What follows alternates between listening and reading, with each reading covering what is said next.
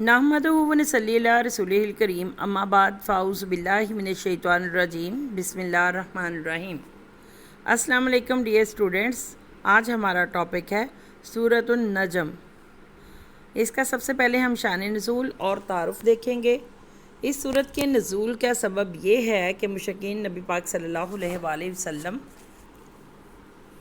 पर एतराज़ात करते थे कि आप सल्लल्लाहु अलैहि वसल्लम ने माज़ल्लाह इस कुरान को अज़ खुद बना लिया है। तो आप अल्लाह ताला ने सूरह नजम नाजिल फरमाई, जिसमें ये फरमाया गया है कि आप सल्लल्लाहु अलैहि वसल्लम अपनी ख्वाहिश से कलाम नहीं फरमाते, बल्कि अल्लाह सुब्हान ताला आप सल्लल्लाहु अलैहि वसल्लम वही फरमाते हैं जो अल्लाह सुब्हान ताला की तरफ से वही किया जाता है। इससे ये बात भी वाज़ह कर दी गई है कि नबी पाक सल्लल्लाहु अलैहि वसल्लम की तरफ से जो अहकाम और किसर और इमसाल जो है वो बयान फरमाए गए हैं, या जो कलाम भी आप सल्लल्लाहु अलैहि वसल्लम ने फरमाते हैं, तो वो सरासर वही है। आप सल्लल्लाहु अलैहि वसल्लम इसमें सच्चे हैं। कफ़ार नबी सल्लल्लाहु अलैहि वसल्लम के बारे में गलत फहमियाँ फैला रहे हैं।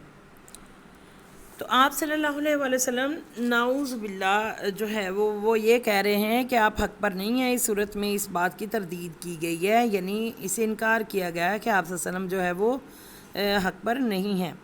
हज़रत अब्दुल्लाह बिन मसूद रज़ियल्लाहु तआला अन्हु फरमाते हैं कि हरम शरीफ में एक बड़ा मजमा था, जिसमें मुसलमान और कुफ़ार सभी शामिल थे कि नबी पाक सल्लल्लाहु अलैहि वसल्लम तशरीफ़ लाए और आप सल्लल्लाहु अलैहि वसल्लम ने यह सूरत तिलावत फरमाई और सूरत के आखिर में सजदा फरमाया। लोग इस सूरत को सुनने में इतने मशगूल हुए कि मुसलमानों के साथ सब कुफ़ार ने भी सजदा किया, सिवाय एक शख्स के।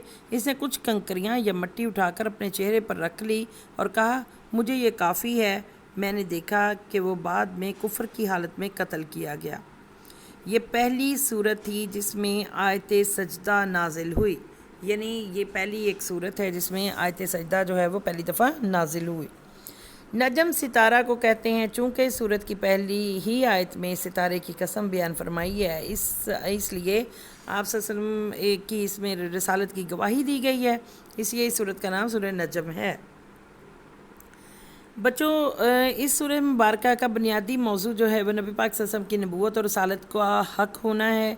इसके साथ वाक़या मिराज की खुसूसी अहवाल का ज़िक्र फरमाकर आप सल्लल्लाहु अलैहि वसल्लम की अज़मत शान बयान फरमाई गई है।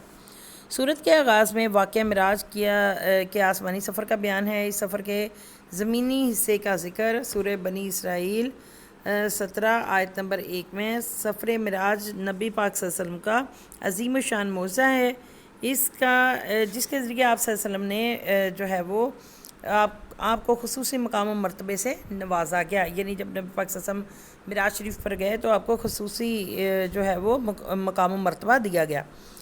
इस अज़ीम शान सफ़र मिराज में हज़रत जिब्राइल अलैहिस्सलाम आपके साथ थे। सफ़र के दौरान 7वें आसमान पर आप सल्लल्लाहु अलैहि वसल्लम की मुख्तलिफ़ अंबिया कराम से मुलाकातें भी हुईं।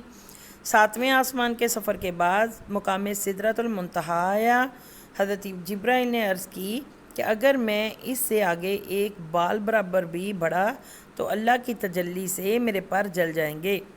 चनाचे आप सल्लल्लाहु अलैहि वसल्लम ने यहाँ से आगे का सफ़र तन्हा तय किया।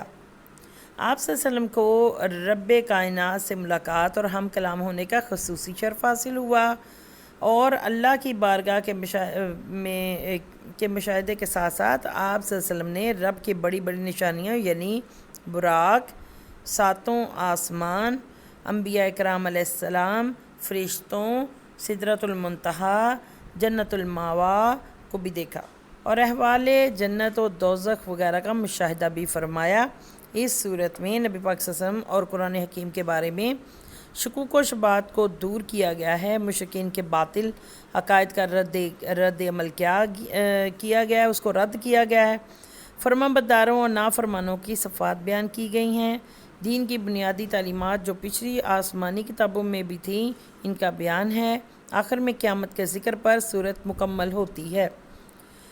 वाक़या मिराज की मज़ीद तफ़सीलात जो हैं वो आपको इस सूरत में मिलेंगी।